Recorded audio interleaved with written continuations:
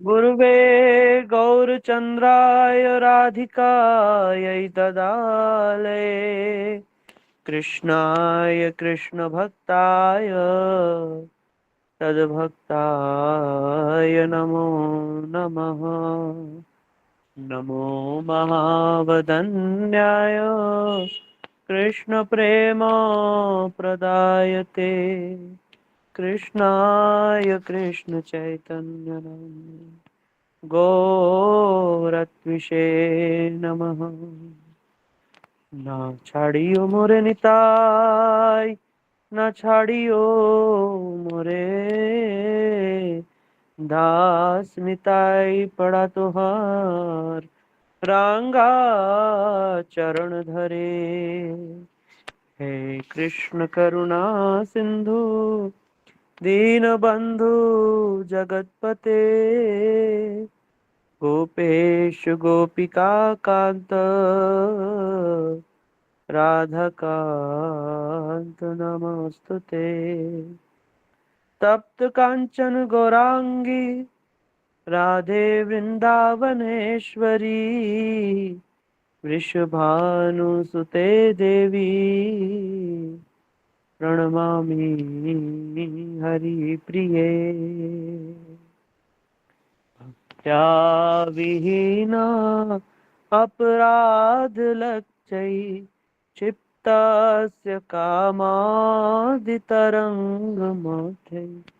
कृपामयि त्वां शरणं प्रपन्ना वृन्दे नुमस्ते चरणारविन्दम्।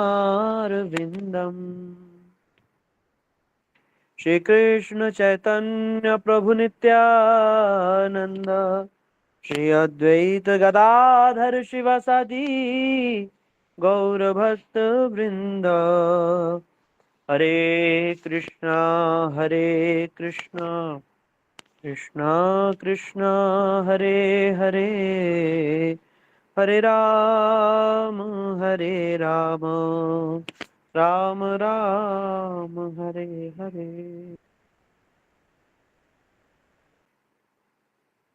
सर्वप्रथम मैं मेरे गुरु पाद पद्म परम आराध्यतम आचार्य त्रिदंडी स्वामी अष्टोत्तर शत श्री श्रीमद भक्ति वेदांत शिल श्रीधर गोस्वामी महाराज जी के चरणों में दंडवत प्रणाम करता हूँ। तदुपरांत जिनका शुभ तिरुभाव तिथि नित्य लीला प्रविष्टोम विष्णुपाद अष्टोत्तर शत युगाचार्य श्री श्रीमद भक्ति रंजन श्री सागर गोस्वामी महाराज जी के चरणों में अनंत कोटि दंडवत प्रणाम स्वीकार हो। तदुपरांत नित्य लीला प्रविष्ट ओम विष्णुपाद अष्टोत्तर शत श्री श्रीमद भक्ति वेदांत शिल नारायण गोस्वामी महाराज परम गुरुदेव शिल भक्ति स्वरूप सिद्धांति गोस्वामी महाराज सपार्षद प्रभुपाद सपार्षद गौरहरि सभी जयुक्त हों और ऑनलाइन कथा के माध्यम से सुन रहे आप सभी वैष्णव वैष्णवी माता भाई बहन प्रभु आप सभी के चरणों में मेरा यथार्थ योग्य दंडवत प्रणाम स्वीकार हो।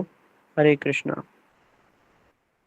हम लोग हर शनिवार को बैठ करके हमारे सनातन संस्कृति के मणि स्वरूप श्रीमद् भगवत गीता ग्रंथ को श्रवण करते हैं और इनकी शिक्षाओं को हम अपने जीवन में उतारने का प्रयास भी कर रहे हैं और साथ साथ में इन विषयों को जान करके समझ करके औरों तक ले जाने का भी हम प्रयास कर रहे हैं। उसी क्रम में हम लोग चतुर्थ अध्याय तक पहुंच चुके थे।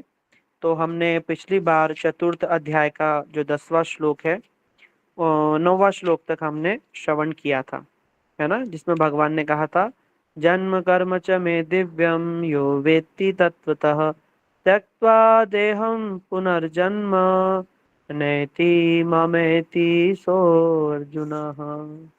उसके पश्चात तो 10वां श्लोक था, उसमें भगवान कह रहे हैं वीतराग भयो क्रोधा मन्मया मामुपाश्रिता भवो ज्ञान तपसा पूता मदभाव मांगताः। भगवान कह रहे हैं राग भय और क्रोध शून्य होकर मुझ में एकाग्रचित होकर और मेरे शरणागत होकर ज्ञान रूपी तपस्या से पवित्र अनेक भक्त मेरी प्रेम भक्ति प्राप्त कर चुके हैं। तो यहाँ भगवान ने बताया कि कैसे वीत राग भय क्रोध इन सबसे ऊपर उठ करके और अपने भक्ति रूपी तपस्या से, ज्ञान रूपी तपस्या से पवित्रता को प्राप्त करके अनेक भक्त मेरी प्रेमा भक्ति को प्राप्त कर चुके हैं।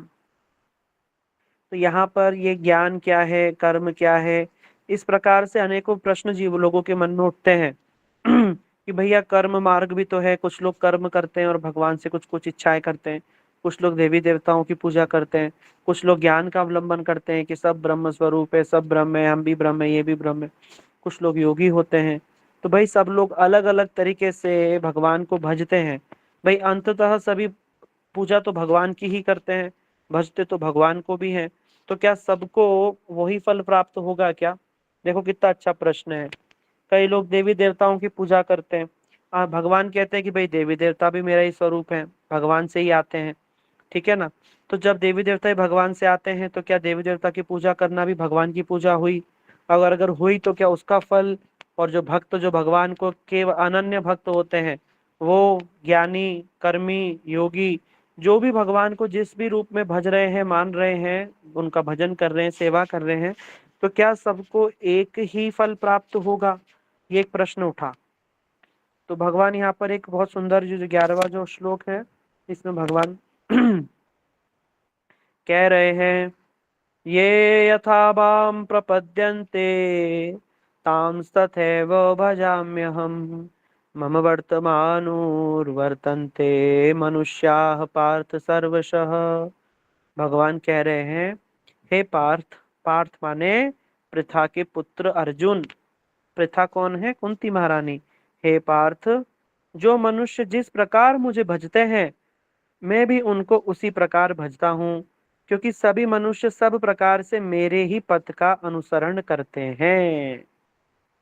चाहे ज्ञान हो, कर्म हो, भक्ति हो, जैसा भी मार्ग हो, भगवान कह रहे हैं अंततः वो मुझे ही भज रहे हैं, वो मेरी ही भक्ति कर रहे हैं, वो मुझ मेरे ही तरफ कर रहे हैं जो भी कर रहे हैं। तो क्या सबका फल एक जैसा होगा? आइए जानते हैं सबका फल क्या होगा। ये बड़ा रहस्यमयी बात है। कुछ लोग कहते हैं भाई जो भी करो सब भगवान की भक्ति है, सब कुछ भगवान का ही है। तो क्या भगवान ऐसा ही कह रहे हैं? तो यहाँ इस श्लोक में भगवान कह रहे हैं नहीं, यो ये यथा माम प्रपद्यन्ते ताम सते भजाम्यहम्। जो मनुष्य जिस प्रकार मुझे भजते हैं मैं भी उनको उसी प्रकार भजता हूँ। यहाँ पर एक बड़े रहस्य की बात है, और किस प्रकार से, आइए हम इसके भावानुवाद में चलते हैं। यदि प्रश्न हो कि आपके एकांत गण भक्त भी आपको आपके जन्म कर्म को नित्य समझते हैं, है ना, वो अभी हमने इसके पहले श्लोक में बताया भक्त भगवान को कैसे मानते हैं। भगवान का जो जन्म है और भगवान का जो कर्म है बड़ा दिव्य है। भगवान का जन्म जो है और ये सब नित्य लीलाएं हैं, और जो ज्ञानी है वो इन सब को अनित्य मानते हैं, वो केवल सिद्धि के लिए ही आपका आश्रय ग्रहण करते हैं। और वे जो आपके जन्म कर्म को नित्यता को स्वीकार ही नहीं करते, उनका क्या होता है? तो इस प्रकार के उत्तर में भगवान कह रहे ये यथा इत्यादि शब्दों के द्वारा भगवान कह रहे हैं कि जो जिस प्रकार मेरा आश्रय लेता है या भजन करता है मैं भी उसी प्रकार उन लोगों का भजन करता हूँ। भगवान कह रहे मैं भी उनको वैसी भजता हूँ, जो मुझे जैसे भजता है मैं भी उसे वैसी भजता हूँ। तो भगवान कैसे भजते हैं भाई हमको? तो कह रहे हैं अर्थात मैं उनको वैसा ही भजन फल प्रदान करता हूँ। जैसे जो लोग भगवान के स्वरूप को नित्य मान करके, भगवान को हर समय, भगवान की लीलाओं को नित्य मान करके, भगवान के धाम नाम रूप गुण लीला परिकर सबको नित्य मान करके जो भगवान की सेवा सेवा पूजा भक्ति करते हैं, भगवान को भजते हैं, तो भगवान क्या करते हैं? भगवान उनको भी वैसा ही बना देते हैं, अपना परिकर बना देते हैं। तो वो भी वैसे ही हो जाते हैं जैसे भजते हैं। कैसे? उनका भी रूप नित्य हो जाता है, भगवान का परिकरत्व प्राप्त हो जाता है, नाम उनका भी, गुण उनका भी, रूप उनका भी सब प्रकाशित हो जाता है। और जो लोग भगवान के जन्म कर्म को नित्य नहीं मानते, वो भगवान को निर्विशेष निर्विकार ब्रह्म के रूप में समझते हैं, तो भगवान कहते हैं और मुक्ति की चाह करते हैं, तो भगवान कहते तो मैं उनको वैसा ही बना देता हूँ। मैं उनका जो ये जो लिंग शरीर है, जो जड़ शरीर है उसको खत्म करके जो लिंग शरीर जो उनको भी ब्रह्म ब्रह्म में लीन करवा देते हैं भगवान। उनको भी अनित्य कर देते हैं। जो भगवान की लीलाओं को, रूप को, सबको अनित्य मानते हैं, भगवान उनको भी अनंत काल के लिए अनित्य कर देते हैं। सुसाइडल जैसा हो जाता है, आत्मघाती जैसा हो जाता है वो। जो भगवान को जड़ मनुष्य जैसा, जड़ प्रकृति चाहते हैं कि भगवान हमको पैसा, गाड़ी, ये सब मिल जाए, मकान, दुकान, तो भगवान उनके साथ, भगवान उनको वैसा ही भज देते हैं, उनको वैसी वस्तु प्रदान करते हैं, फिर उन्हीं में ही आसक्त होकर के कि वो वैसे ही चीजों में वैसे ही बन जाता है। अब जैसे किसी आदमी ने बोला भगवान, खूब भजन किया और इच्छा करता रहा है, जैसे देवी देवताओं की पूजा करी, सब करा कि हमको तो घर मिल जाए, मकान मिल जाए, दुकान मिल जाए, ऐसे करते करते करते वो दुकान वकान तो मिल जाएगा, लेकिन क्या होगा, उसमें आसक्ति हो जाएगी धीरे धीरे, क्योंकि भजन, भगवान की भक्ति तो करी नहीं, तो कर्म अनुसार शरीर मिलेगा, तो उसी घर में छिपकली कुत्ता बिल्ली बन करके घूमना पड़ेगा, क्योंकि घर में आसक्ति है। ठीक है ना। इसीलिए भगवान का भजन हमें कैसे करना है, ये बहुत ही सोचनीय विचार है। इसीलिए हम आप सबको, दीदी, प्रभु, सबको हम बिठा करके बार बार इन विषयों पर ये कथा सुनाते हैं, ये बताते हैं, क्योंकि जरा सा भी हमारा भाव बदला, भगवान की जो अकिंचन भक्ति है ना, कुछ भगवान को छोड़कर, भगवान की सेवा को छोड़कर हमें कुछ भी नहीं मांगना है। हमने अगर कुछ भी भगवान से मांगा तो हम फिर पुनः ही इस संसार में फंस जाएंगे। इसलिए भगवान से भगवान को ही मांगो, भगवान से भगवान का प्रेम, भक्ति, भगवान की सेवा, साधु संग, यही सब हमें मांगना चाहिए। इसके अतिरिक्त, इसके व्यतिरेक जो भी हम मांगेंगे, उससे क्या होगा, उससे अंततः जो मांगेंगे उसको ही प्राप्त हो जाएंगे। और भगवान की भक्ति मांगेंगे तो भगवत धाम को प्राप्त होंगे। इसीलिए छोटी सी बस एक भावना बदलने से पूरा का पूरी यात्रा और उसकी मंजिल बदल जाती है। इसलिए कहते हैं ना, जब किश्ती का रुख मुड़ता है तो किनारा बदल जाता है, और जब नजरें बदलती हैं तो नजारा बदल जाता है। बस नजरों का ही खेल है, और जरा से हवा के रुख का खेल है, पूरी की पूरी डेस्टिनी ही चेंज हो जाती है। इसलिए भगवान का भजन तो किया, माला तो करी, दिन भर यही सोचते रहे बस, हाय बेटा, मकान दुकान, मकान दुकान, बेटा बेटी, शादी शादी, बच्चे, पोता पोती, बस दिन भर यही सोचते रहे, यही सोचते रहे, तो उस भजन का जो फल है वो वास्तविक फल हमें प्राप्त नहीं होगा। और तब पर भी ये जो है, ये फिर भी ठीक है कि भाई चलो, जड़ संसार की वस्तुएं मांग रहा है, देर सवेर भगवान का भजन तो कर ही रहा है। अगर भगवान का भजन कर रहा है तो देर सवेर चित्त शुद्ध होगा, धीरे धीरे विषयों से ऊपर उठ करके इस जन्म में, अगले जन्म में कभी तो भगवान की भक्ति करेगा। लेकिन जो ज्ञानी लोग हैं, जो ज्ञान मार्ग का अवलंबन करके भगवान के सब लीला गुण रूप को एकदम माइक मान करके और उस ब्रह्म की उपासना करते हैं, तो भगवान जो अनंत काल तक के लिए उनकी सत्ता को ही लीन कर देते हैं, वो तो सुसाइडल जैसा हो जाता है उससे। तो फिर भी ये जो लोग जड़ कामना कर रहे हैं वो ठीक है, लेकिन सबसे बेस्ट क्या है, भगवान की प्रेमा भक्ति को प्राप्त करना। उसी से ही जीव की आत्मा को शांति विश्रांति मिलती है, क्योंकि आत्मा का स्वरूप क्या है, आत्मा का स्वभाव क्या है, आत्मा का धर्म क्या है, कौन बताएगा आप में से अनम्यूट करके, महाप्रभु क्या कहते हैं, कोई बताएगा? कोई भी? परमात्मा हरे का अंश, कृष्णा प्रभु जी। आत्मा परमात्मा का अंश है। हाँ जी, ठीक है। हाँ, आप बोलिए और प्रभु जी। परमात्मा का स्वरूप है प्रभु जी। ठीक है, प्रभु जी ने क्या बोला वो सुनते हैं, प्रभु जी बोलिए। जी बोलिए। हरे कृष्णा प्रभु जी। हरे कृष्णा। हरे कृष्णा। नमक का धर्म जैसे प्रभु जी नमकीनपन है, अग्नि का धर्म हाँ उष्ण है, चीनी का धर्म मीठा हाँ, है, ऐसे ही मनुष्य का धर्म है प्रेम करना भगवान के साथ, तो भगवान की सेवा करना। बहुत अच्छा। और कोई क्या बताएगा, बताइए, बहुत अच्छा बताया प्रभु जी आपने। और जीवेरा स्वरूप भगवान की भक्ति करनी। जीवेरा स्वरूप है कृष्ण नित्य दास। हाँ, प्रभु जी नित्यदास भगवान वाले की भक्ति करनी। माता बताएंगे। हाँ बताओ, क्या आप बोलो, नित्यदास कौन बोल रहा भगवान था? जीवेरा स्वरूप है नित्यदास। कृष्ण नित्य दास। हाँ, जीवेर के स्वरूप होए कृष्ण नित्यदास। नाम बताइए अपना। प्रभु जी आनंदिनी दासी। आनंदिनी। तो ये जो आनंदिनी दासी माता जी हैं, ये जरूर कथाएं सुनती हैं ध्यान से और नोट बनाती हैं, तभी ये इन्होंने महाप्रभु के मुख से विगलत वाणी बोली। महाप्रभु ने जीव का स्वभाव, आप सबने जो भी बात बताई ना कि जीव भगवान का अंश है, और जैसे नमक का धर्म नमकीन है, चीनी का धर्म मिठास है, वैसे ही जीव का धर्म भगवान से प्रेम करना, सेवा करना। तो आपने जितने भी उत्तर बोले सब ठीक थे, लेकिन जो महाप्रभु ने एक वाणी बोली है उसमें गहन विचार दिया।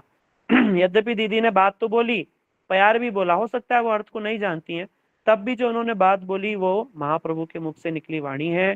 और आपको धन्यवाद है कि आपने इस प्रकार से जो हम चाहते थे वही बोला, बहुत बहुत धन्यवाद।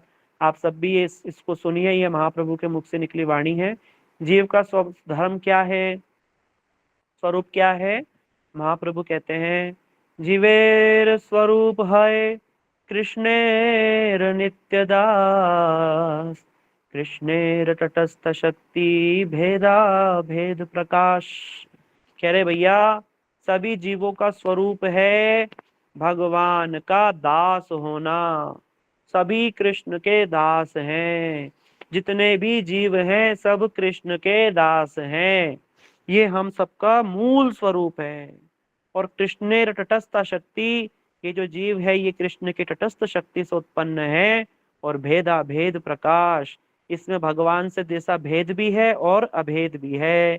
जैसे भगवान सच्चिदानंद स्वरूप है, ये भी सच्चिदानंद स्वरूप है, तो ये हो गया अभेद। और भेद क्या है?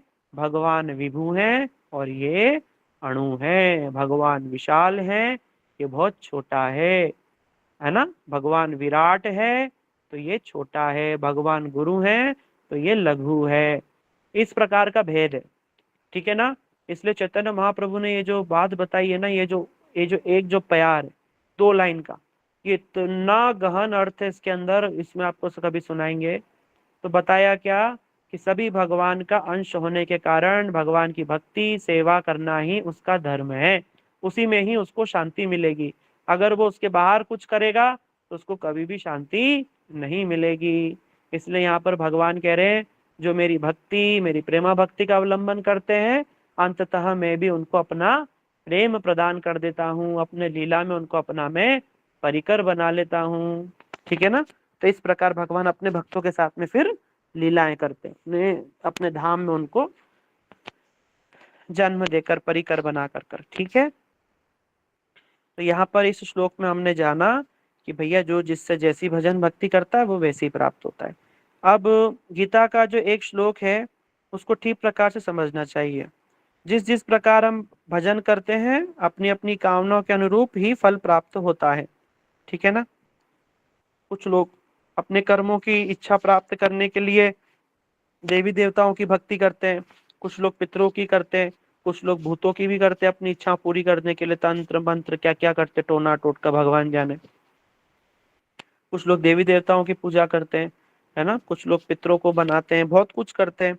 तो भगवान के कहते क्या सबकी यात्रा एक ही होगी? नहीं। तो क्या होगी? देखो, यान्ति देवव्रता देवान् पितरन् यान्ति पितृव्रता भूतानि यान्ति भूतेज्या यान्ति मध्याजिनोऽपि माम्। तो गीता के 9वें अध्याय के 25वें श्लोक में भगवान कह रहे हैं, जो व्यक्ति जिस भाव से मेरी प्रपत्ति स्वीकार करते हैं मैं उनका उसी भाव से भजन करता हूँ। सभी मतों का चरम उद्देश्य रूप मैं सबको ही प्राप्य हूँ। कैसे? देखो, जो देवताओं की पूजा करते हैं वो देवताओं को प्राप्त हो जाते हैं, अर्थात देवता का शरीर प्राप्त कर जाते हैं। जो पितरों की करते हैं वो पितृ लोगों को चले जाते हैं। जो भूतों की करते हैं वो फिर भूतों को प्राप्त होते हैं। और यान्ति मध्याजिनोऽपि माम्, और जो मेरा भजन करते हैं वो अंततः मुझे प्राप्त होते हैं। इसलिए हमें किसका भजन करना चाहिए? इसलिए हमें ब्रजेंद्र नंदन श्याम सुंदर का ही भजन करना चाहिए, जिनसे कि हमको नित्य और बड़े आनंद वाली वस्तु की प्राप्ति होगी, ठीक है ना। तो ये आपको इधर समझ में आया। और कुछ लोग ब्रह्म स्वरूप, निर्वाण, मुक्ति ये सब चाहने के लिए जो भगवान के रूप को अनित्य मानते हैं, हाँ, भगवान को निर्विशेष निर्विकार इस प्रकार से मानते हैं, तो फिर भगवान भी उनको अनंत अनादिकाल तक वैसा ही बना देते हैं। तो उनकी जो है मुक्ति जैसी तो उनको लगती है, पर उसमें किसी भी प्रकार का आनंद नहीं, शून्यता है। जैसे किसी को बड़ा दुख हो और वो क्या करे, वो कोमा में चला जाए, दुख में उसको कुछ हो जाए, शरीर में गड़बड़, और वो कोमा में चला जाए। अब वो ना ही सुख को प्राप्त हो रहा है ना दुख को प्राप्त हो रहा है, वो तो पता नहीं एक तरीके से शून्य में ही चला गया। न सुख है न दुख है, किसी भी प्रकार की अनुभूति नहीं, कौमा। आपने सुना ना कुछ लोग कौमा में चले जाते हैं। तो बताओ ये स्थिति कैसी है, उसमें तो कुछ भी नहीं है, कोई रस ही नहीं है। तो फिर ये तो बड़ी बेकार सी स्थिति है, सुसाइडल टेंडेंसी है। तो जो लोग केवल भगवान की जो शुष्क वाली मुक्ति वो जो चाहते हैं, वो एक तरीके से उसको सुसाइडल बताया गया, उसको अच्छा नहीं बताया गया। सबसे बेस्ट बताया गया कि भैया सुख दुख ही सब कुछ नहीं, सुख दुख से निकलना तो है ही, साथ साथ में उस भगवत रस, उस प्रेम को भी प्राप्त करना। देखो जो व्यक्ति कोमा में चला गया वो सुख दुख से तो निकल गया, अब ना ही उसको कोई शरीर का कष्ट है ना कुछ, क्योंकि उसको कुछ भान ही नहीं है, कुछ समझ ही नहीं आ रहा है, कुछ स्पर्श, कुछ अनुभूति ही नहीं हो रही है उसको। पर उसको सुख भी कहाँ मिल रहा है, वो तो पड़ा है, उसको तो किसी प्रकार का सुख ही नहीं है। या जो व्यक्ति कोमा से निकलता है उससे पूछना कि आप सुखी थे, उसको पता ही नहीं कि वो क्या था, कुछ भी मालूम नहीं उसको। ठीक है ना, तो ये अच्छा नहीं है।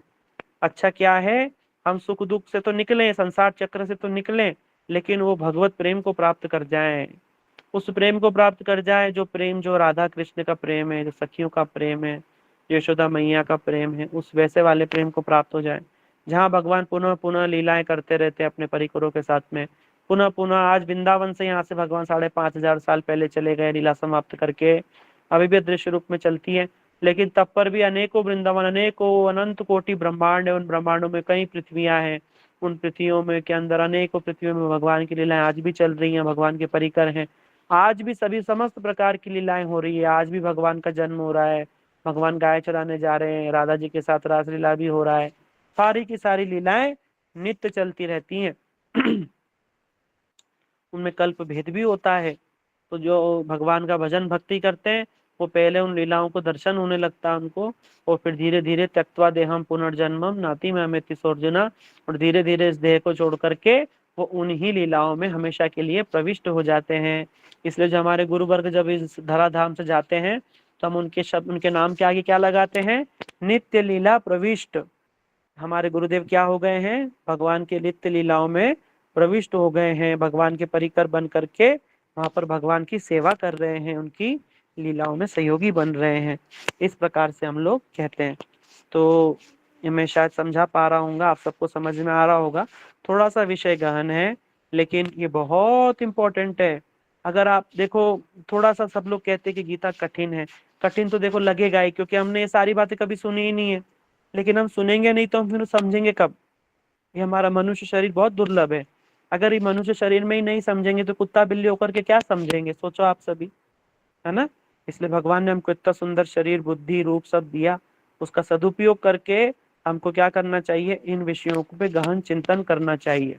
हमें तो गुरु जी ने कृपा करके थोड़ा थोड़ा सिखाया, वैष्णवों ने कृपा करके, जो जो भी वैष्णवों ने हम पर कृपा करी है, हमें आगे बढ़ाया है, सिखाया है, उन सब के लिए हम बहुत बहुत धन्यवाद है, बार बार उनके चरणों में प्रणाम है। क्योंकि ये दिव्य ज्ञान को पढ़ पाना और थोड़ा बहुत भी समझ पाना भगवान की कृपा ही है।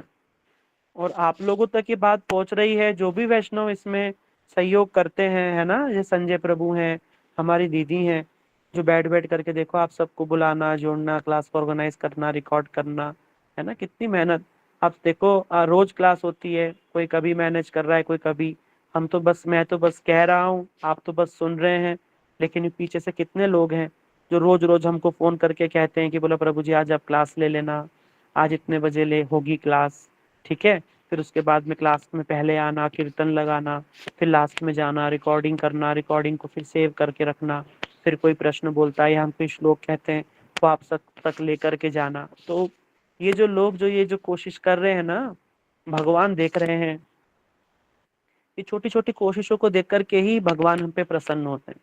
सच बात बताऊं तो भगवान जो है ना, वो वास्तविकता में हम पर कृपा करने के लिए दोनों बाहें फैला करके बैठे हैं। आप देखो जगन्नाथ जी दोनों बाहें फैला करके भगवान बैठे, बेटा कब तू मेरे पास आ जाए, और जैसे माँ अपने बेटे को उठा करके गले से लगा लेती है, कब मैं तुम्हें गले से लगा लूं। हम सारी दुनिया पे तो आशा रखते हैं, लेकिन भगवान से ही आशा, हमें कुछ आशा नहीं, भगवान से ही हमें प्रेम नहीं। सारे दिन हमें नौकरी धंधा बेटा मकान सब याद आता है, बस भगवान ही हमें याद नहीं आते। जो हमारे लिए ही बैठा है बस वो ही हमें याद नहीं। इसलिए कहते हैं प्रभु मैं आपको कभी भूलूं नहीं। सबसे बड़ी कृपा ही ये कर दो प्रभु कि हम आपको ना भूलें, आपको अगर हम भूल गए तो क्या होगा? कृष्ण भूलिया सही जीव अनादिर बहिर्मुख, अतएव माया तारे दे संसार आदि दुख। जो जीव भगवान को भूल करके संसार में फंस गए हैं, माया उनको अनेकों प्रकार से ताप दे रही है। हम खुद ही दुखी हो रहे हैं। इसलिए सारी बीमारी का जड़ है याद रखना।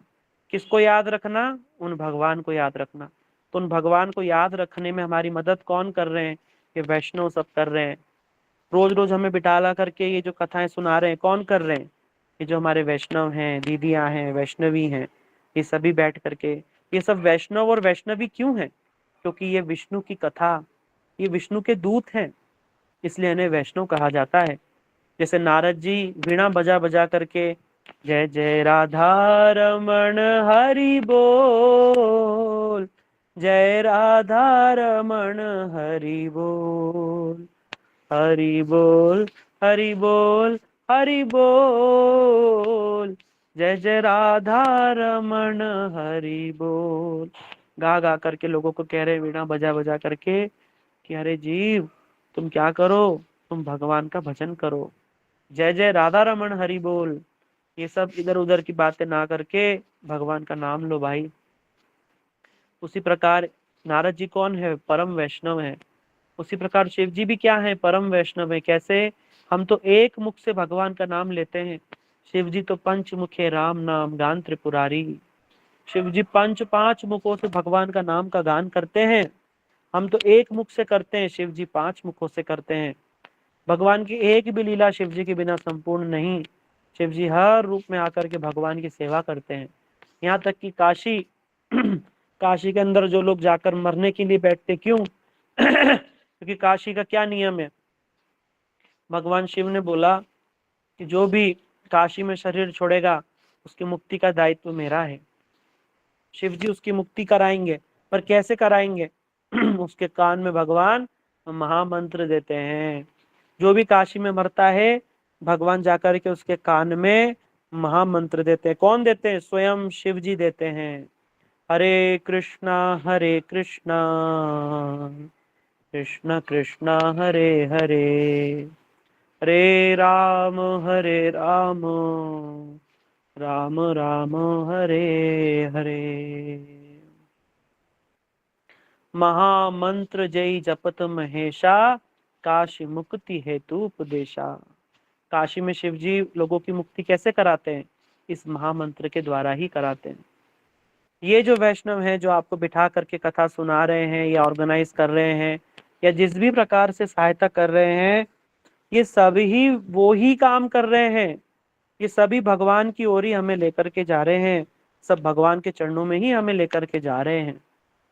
इनके ऋण से ऋण होना हमारे लिए बहुत कठिन है, बहुत कठिन। मैं अपनी बात नहीं कर रहा हूँ, मैं तो बात कर रहा हूँ जिन्होंने हम पर भी कृपा करी है ऐसे वैष्णवों की।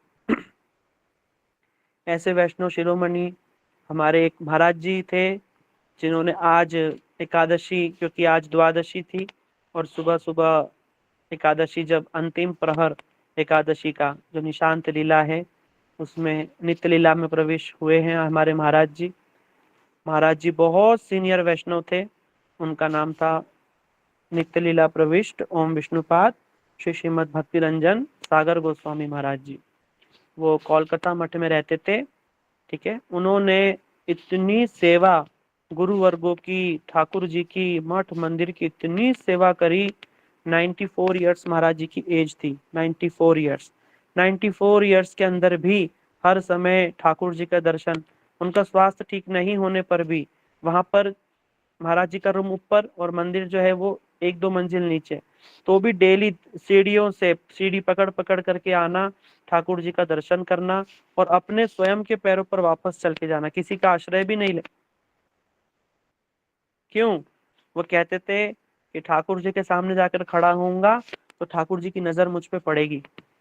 वो देखेंगे कि कैसे ये बूढ़ा आदमी जो है ये कैसे रगड़ते घिसटते ठाकुर जी के सामने आकर के खड़ा हुआ है। ऐसी शिक्षाएं वो हमें देकर के गए हैं। यद्यपि भगवान उनसे दूर नहीं थे, उनके गुरुदेव भी उनसे दूर नहीं थे, लेकिन तब भी हम जैसे जीवों को शिक्षा देने के लिए कि देखो भैया, कि ठाकुर जी की जब आरती हो तो सामर्थ्यवान पुरुष को समय से जरूर पहुंच जाना चाहिए और भगवान के आगे जाकर खड़े हो जाना चाहिए, हाथ बांध करके खड़े हो जाओ ठाकुर जी के सामने, हाथ जोड़ करके भगवान का कीर्तन करो, आरती करो। जब भी सुबेरे भगवान का नाम हो, कीर्तन हो, उसमें उत्साह के साथ में आओ, निश्चय के साथ में आओ कि अवश्य एक दिन भगवान हमें मिलेंगे। और धैर्य रखो, ऐसा नहीं आज ही शुरू किया और आज ही सब नहीं भैया, all big journey starts with the single step. भगवान तो मिले मिलाए हैं, भगवान किसी से दूर है क्या? भगवान दूर होते तो क्या हम जिंदा होते? आज हम जीवित हैं, भगवान हमारे हृदय में बैठे हैं। हम जीवित ही इसलिए हैं कि भगवान हमारे अंदर बैठे। भगवान हम सबको मिले मिलाए हैं। मिलना है तो क्या? वो प्रेम मिलना है, वो लौ जगनी है प्रेम की जो हमारे अंदर बुझी हुई है, जो जगी नहीं रही है। उसी को ही वैष्णव बार बार उस ज्योत से ज्योत जगाने की कोशिश कर रहे हैं। उनके हृदय में जो वो प्रेमा भक्ति है, जो भगवान की सेवा का जो रस है, वो भगवान की सेवा का जो गुण है, वो कथाओं के माध्यम से, लीलाओं के माध्यम से हमारे हृदय में ट्रांसफर करके हमारे अंदर जो सो रहा जो जो हमारा स्वरूप है, जो लिंग और ये जो जड़ शरीर से आच्छादित है, उसको साफ करके हमारा जो स्वरूप है उसे प्रकाशित करके भगवान की नित्य सेवा में नियोजित करना चाहते हैं। ऐसे वैष्णवों का कल्याण, ऐसे वैष्णवों का उपकार हमारे ऊपर इतना है कि हम उनके ऋण से कभी भी ऋण नहीं हो पाएंगे। इसलिए जो महाराज जी जिन्होंने आज अपने लीला को यहाँ पर विश्राम दिया है, और देखो लोग कहते हैं कि लोग आते हैं और मरते हैं, ऐसे वैष्णव अपनी इच्छा से जाते हैं। महाराज जी ने बिल्कुल लक्ष्य करके एकादशी का जो अंतिम पहर, जिसके अंदर ठाकुर जी की बड़ी सुंदर लीलाएं होती है, हम गाते हैं ना, मंगल निशांत लीला मंगल उदय, मंगल आरती जागे भक्त हृदय। ऐसी जो भगवान की जो बिल्कुल निशांत और निगूढ़ लीला है, उस प्रहर में भगवान की लीलाओं में प्रवेश किया है। एक समय उनके विषय में एक बात याद आई। जब लॉकडाउन था तो महाराज जी जो थे, उनके जो मठ की रिस्पॉन्सिबिलिटीज थी बहुत सारी, क्योंकि वो उस मठ के आचार्य थे, तो वो कभी भी कोलकाता से बाहर नहीं आ पाते थे। तो वो कब आ पाते थे कोलकाता से बाहर? वृंदावन भी वो कब आ पाते थे? जब नवद्वीप परिक्रमा होती थी, उस समय पर वो 10-15 दिन के लिए वृंदावन आते थे। तो महाराज जी कहते थे कि राधा रानी हम पर कृपा ही नहीं करती हैं, राधा रानी हमको अपने से इतना दूर रखती हैं कलकत्ता में, और राधा रानी का धाम से तो हम वंचित ही रह गए। ऐसे करके वो बड़े आर्त भाव से बोलते थे। तो एक समय हम भी उस समय वहीं पर ही थे वृंदावन में, और लॉकडाउन लग गया। आप सबको याद होगा 2020 में लॉकडाउन लग गया था, याद है ना? सब भूल गए इतनी जल्दी? तो लॉकडाउन लग गया, तो महाराज जी भी वहीं थे और हम भी अपने भाग्य से वहीं थे। तो महाराज जी भी लॉकडाउन में वहां पर, तो महाराज जी देख बोलते थे हर समय शाम को कि देखो सारे संसार में कितना हाहाकार मचा हुआ है, लेकिन राधा रानी ने हमें गेट बंद करके हमें यहाँ पर वृंदावन में रख दिया। हम हमेशा राधा रानी से प्रार्थना करते थे कि कैसा कब ऐसा दिन आएगा कि हम आपके धाम में कुछ दिन तो रहें, कि 10-15 दिन से क्या होता है। तो कहती हैं कि राधा रानी ने हमें ताला लगा करके अपने घर में रखा है, ताला लगा करके राधा रानी ने हमें अपने घर में रखा है, और हमें घर में बिठा करके राधा रानी हमें 56 भोग खिलाती हैं। क्योंकि जब मठ में सब भक्त लोग फंस गए तो प्राय लोग बड़े दुखी थे, लेकिन हम उस मठ में देखते थे कम से कम 35-40 बंगाली भक्त सब मिला जुला करके होंगे, और सभी लोग सुबह सुबह सारी माता जी ठाकुर जी का कीर्तन, इतनी बढ़िया बढ़िया रसोई बनाती थी, कोई क्या बनाती है कोई क्या बनाती है ठाकुर जी के लिए, कोई भक्त ऐसे ये बना रहा है, क्योंकि सब फ्री थे, ना कहीं आना ना कहीं जाना। सब ठाकुर जी की कोई माला बना रहा है, कोई फल सजा रहा है, कोई फ्रूट्स काट रहा है, कोई भोग बना रहा है, आरती हो रही है तो नृत्य हो रहा है, कीर्तन हो रहा है। महाराज जी इतना आनंद करते हुए बोलते कि देखो, हम सबको बिठा करके कहते थे बच्चों देखो ठाकुर जी की कृपा देखो, कि हमको ठाकुर जी, क्योंकि हम तो बद्ध जीव है ना, हम मठ से भाग जाएंगे, हम मंदिर में रहेंगे और भाग जाएंगे, इसलिए ठाकुर जी ने हमारे ताला ही लगा दिया, गेट पर लॉक ही कर दिया कि तुम्हें मेरे घर में रहना ही पड़ेगा। और अपने घर में ठाकुर जी हमें रख करके, और अप्रयत्नेन पयन माम अनुभीत सुमंदम, हमने नहीं चाहने पर भी हमें कथा सुना रहे हैं, हमें प्रसाद दे रहे हैं, हमें दर्शन दे रहे हैं। देखो बच्चों कैसे ठाकुर जी की कृपा है। और एक बात वो हमेशा कहते थे कि अगर इस भव सागर से पार उतरना चाहते हो, अगर इस भव सागर से पार उतरना चाहते हो तो सबसे सरल उपाय है अपने गुरु जी के चरण पकड़ लो। अपने गुरु जी के चरणों को जो जितनी जोर से पकड़ेगा वो उतनी ही जल्दी इस भव सागर से पार हो जाएगा। क्यों? क्योंकि गुरु जी इस जगत की वस्तु नहीं है। गुरु जी जो हैं वो भगवान अपने परिकरों को जगत कल्याण के लिए इस धरा धाम पर भेजते हैं। और अगर हम हमारे गुरु जी के चरणों को पकड़ेंगे तो गुरु जी हमें अपने साथ ही लेकर के जाएंगे। इसलिए वो कहते थे कि अपने गुरु जी के चरणों को इतना जोर से पकड़ो। गुरु जी के चरणों को पकड़ना माने गुरु जी के विचारों को, गुरु जी के सिद्धांतों को, गुरु जी की शिक्षाओं को अपने जीवन में इस तरीके से उतारो कि ना तो गुरु जी कभी हमसे दूर जाए, और अगर गुरु जी जाए भी तो हमेशा हमें अपने साथ ही लेकर के चले जाएं। ऐसे महापुरुष जो एकादशी जो थी कल, उसी में ही लीला में प्रवेश हुए, महाराज जी का संस्कार हुआ है। उनके चरणों में बार बार कोटि कोटि प्रणाम है। ठीक है, इसलिए भक्तों का चरित्र सुनने से भगवान कहते हैं कि मेरी कथाएं कोई सुनाता है तो मुझे बहुत आनंद होता है, लेकिन जब कोई मेरे भक्तों की कथा सुनाता है ना तब मुझे और भी आनंद होता है, और भी आनंद होता है। क्यों? क्योंकि मुझे मेरे भक्त बहुत प्रिय हैं।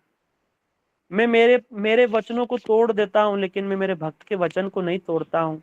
मैं मेरे सारे नियम मैं अपने भक्तों के लिए तोड़ देता हूँ लेकिन मैं मेरे भक्तों को नहीं छोड़ सकता हूँ। भगवान अपने भक्तों को इतना प्रेम करते हैं। ऐसी भगवान के एक बड़े प्रिय भक्त आज इस धराधाम से गए हैं। तो महाप्रभु राय रामानंद जी से पूछते हैं, दुखेर मध्य कौन दुख गुरुतर। संसार में अनेकों प्रकार के दुख हैं, लेकिन सभी दुखों में सबसे बड़ा दुख किसे मानना चाहिए? तो राय रामानंद कहते हैं कि अगर हमारे जीवन से कोई ऐसे वैष्णव यदि चले जाएं तो उससे बड़ा दुख कोई भी नहीं होता। क्योंकि वैष्णव चले जाना माने भगवान की वो कृपा जो बिल्कुल हमारे सामने ही बैठी थी, जो हर समय निगाहों से ही हम पर कृपा कर रहे थे, अपनी वाणी से ही हम पर कृपा कर रहे थे, वो हमारे सामने अब नहीं है। ये सबसे बड़ा दुख है। इसलिए आज उनका जो समाधि और जो भी क्रिया हुआ उसमें जिसने भी जिस प्रकार से सेवा करी, या जिन्होंने दर्शन भी किया, या जिन्होंने आज उनका नाम लेकर के हाथ जोड़ करके भी प्रार्थना करी, तो महाप्रभु कहते हैं कि जो मेरे हरिदास के निर्जान में जो आया, जिसने दर्शन किया, जिसने एक मुट्ठी रेत भी उसकी समाधि में डाली, जिसने उसके केवल उत्सव में प्रसाद ही पा लिया, या जिसने उसका नाम लेकर के हरि बोल ही बोल दिया, जय ही बोल दिया, तो मैं उसको प्रेम दान अवश्य दूंगा। ऐसे ही भगवान के हरिदास स्वरूप हमारे महाराज जी जो हैं वो आज लीला में प्रविष्ट हुए हैं। हम लोग सब हाथ जोड़ करके उनके चरणों में प्रार्थना करते हैं कि हे महाराज, जैसी भक्ति आपने करी है हम पर भी कृपा कीजिए।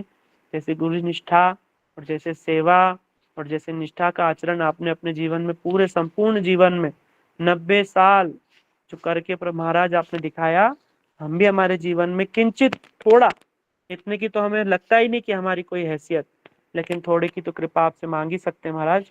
आप हम सब पर कृपा कीजिए और हमारा भी जीवन धन्य हो, ऐसे हमें आशीर्वाद दीजिए।